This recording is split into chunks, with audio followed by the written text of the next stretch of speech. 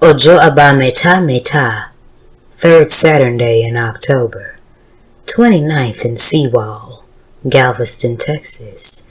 Galveston, formerly known as Turtle Island, was a marketplace block for selling human cargo during the transatlantic slave trade. That cargo was many of our ancestors who never chose to be enslaved. We must not let this truth of history be revised, and there were others of our ancestors who were already here, drying their eyes from trails of tears. Fourth Saturday in autumn equinox, Libra season, third decan, harvest season. The season where Onile, or the spirit of Mother Earth, thins the veil between Orun, heaven, and earth. Aye. The collective voice of our ancestors amplify their presence, hence All Hallows Eve, Halloween, Dia de los Muertos, and Sankofa, the caravan to the ancestors. These celebrations all fall like leaves off a tree during this season. Sankofa. It means to go back.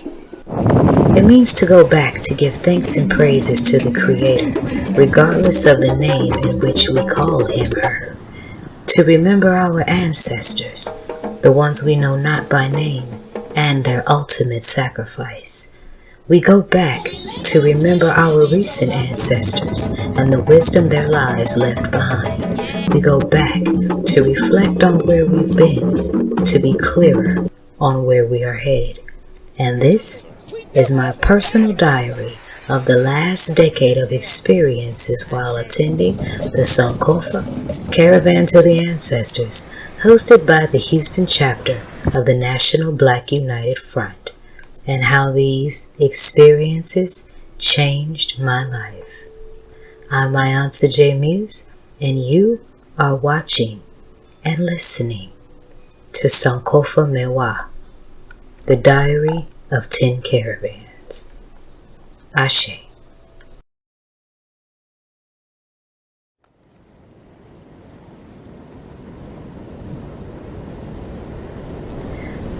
Sankofa 2022, quarter of a century. Pataki, oni me ojo abameta, owara me dogun, odonik bawa meji lelogun, maybe le bon I want jo ekba ogu. Diary. Today is Saturday, October 15th, 2022.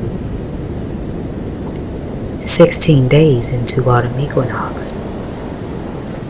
Alarm goes off, 5:55 a.m., an hour and a change of sleep. I rose, I cleansed, I adorned. My white attire this year was as a dancer, complete with the white ballet skirt and capri tights, purple sash, and my crown of disc and mirrors, purple and silver war paint. I knew I was going to need a little bit more leg room this year, you know what I mean? My ride came at about 6:30 a.m. and she was my auntie and big sister and daughter of Yemoja. We set out before the official Mbuff caravan, but I bet their lawn ceremonies were amazing. It wasn't that I didn't want to be there, it was just that I had some early rising ceremonies of my own to handle. So Ogun blessed us with the smooth roads to get there, and it was beautiful to watch the darkness fade into the dawn, straight to my mother Oya's door. Galveston is full of historic cemeteries, so I stopped at one to greet her. After that divine moment, we headed to the water. On the way down to the beach, I passed out a few gifts, the stones, the spikes, the fan, to all who they were intended to receive. There were people arriving, but the Mbuff caravan had yet to show. Yemoja wanted us close this year, I suppose. Our spirits led us to perch on a rock by the shore, and that was kind of our spot for the day. We had breakfast, and then we fed the birds. Ibashe Iyami. We went up to the pier and gave prayers and thanks to Yemoja, and already something interesting happened. I kissed the burlap and threw it into the ocean, and she caught it in a wave crash and swiftly retracted it back. It quickly disappeared, and I gave thanks.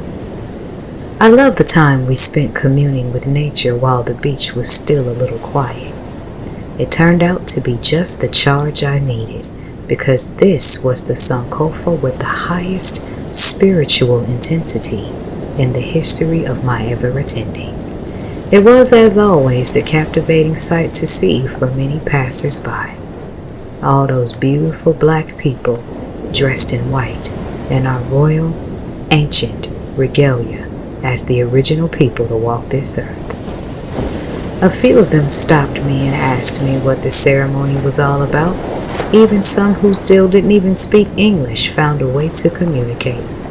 I was given the honor of painting the faces of the 2 elder sisters I danced with the night before at the panel. I gave them silver, love, tribal designs, and gave gratitude for every moment of every brushstroke that I was able to make the faces of my queen mothers, my canvas designs of silver. Yeye Oshumbumi Fagbirno was emceeing, and Mama C spoke and danced again. Baba James Small poured the libation, and the display, the silver display, was amazing, complete with bags of prepackaged offering and an ancestor wall, 2 of them. They were printed with community ancestors and overall ancestors, if that makes sense. The freedom fighters, the national ancestors, the people we must never forget. Yeye or Ya, my mother Orisha, was the deepest in the clergy numbers, from Iya Oyabun Mwa to Nana Sula Spirit, Mami Wata Priestess, Omo Oya, Mambo Kalani, Haitian Voodoo Priestess, Omo Oya, Iya Oya Soga, Iya Oya Remy, and Baba James Small. When Oya called us in the Joko Circle, she erupted for me in a tornado dance, black whisk in one hand and my grandma's machete in the other one. Yes, I was bit by the woman king bug, and I was here for it. And that skirt could not get in my way. So it was loud, proud, wide, up, down, left, right, swing, twirl, twirl. Yes, the spirit. The Nangare Joko Circle also featured martial arts and an African dance troupe.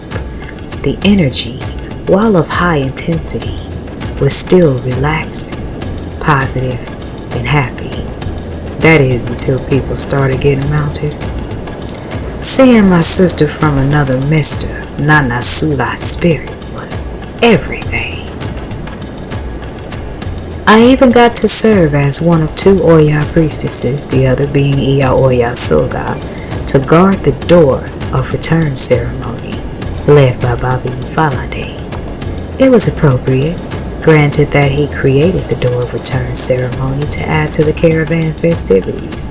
Now let me tell you about the door of return to clear up any misunderstandings of it. See, when our ancient ancestors were taken from the motherland, they went through what was called the door of no return after spending time in deplorable dungeons. This represented the beginning of the unspeakable voyage of the transatlantic slave trade, in which they would never again see their homeland, families, or life as they knew it ever again. The door of return represents a reversal at per se, granted that we are but reincarnations of our ancestors. The door of return represents a return to ancestral wisdom, ancestral honor, ancestral memory, ancestral wealth, and all good things about our ancestors that time and this land tried to erase from our memory. As the people took their offerings through the door, I silently prayed these affirmations for each and every one of them, as Nana Sula sang to the waters to raise the vibration even more. Ashe. The drums were their finest, And this is a very important detail that can easily be overlooked by untrained ears and eyes. See, African drumming is the language of the spirit, so powerful that it was once outlawed. Certain rhythms called to the certain spirits to come, and they did in droves, thanks to this language of rhythm being the best it has ever been. The priests and the priestesses worked well together in the midst of mass mounting because of this drumming. One mounting carried us to Yemoja's shore, where unfortunately my phone got wet. And by the time the Sankofa ceremonies ended, Yemoja called me into the water all the way up to my neck. So I took my skirts off and took a whole bath in the ocean. So this was why my Ori told me to pack a bath towel and to wear dance tights under my skirts. Gotta love the blessings of honoring your Ori. When we were leaving the beach, I tried to make a phone call using my phone. I could hear nothing, and the person I called could not hear me. Panic started setting in as to whether or not I needed to buy a new phone. Dang! So I was told to put my phone in rice, but I gave my phone to Ogun when I got home instead. I powered it off, placed it on his altar, and simply asked for his help. I took an extra special cleansing bath, demolished the seafood feast, and let the deep slumber take its course. When I awoke, my phone was working as normal. This year's Sankofa was nicknamed the Invasion of the Body Snatchers by Mbuff. A nickname that was very fitting. It's such a great thing to celebrate life in this manner, and I can't wait to see what next year's Sankofa holds. Happy 25 years to the Houston chapter of the National Black United Front Sankofa Caravan to the Ancestors. Here's to a quarter of a century, and may all these stories inspire you to make your way to next year's caravan so that you may tell your own. Ashe.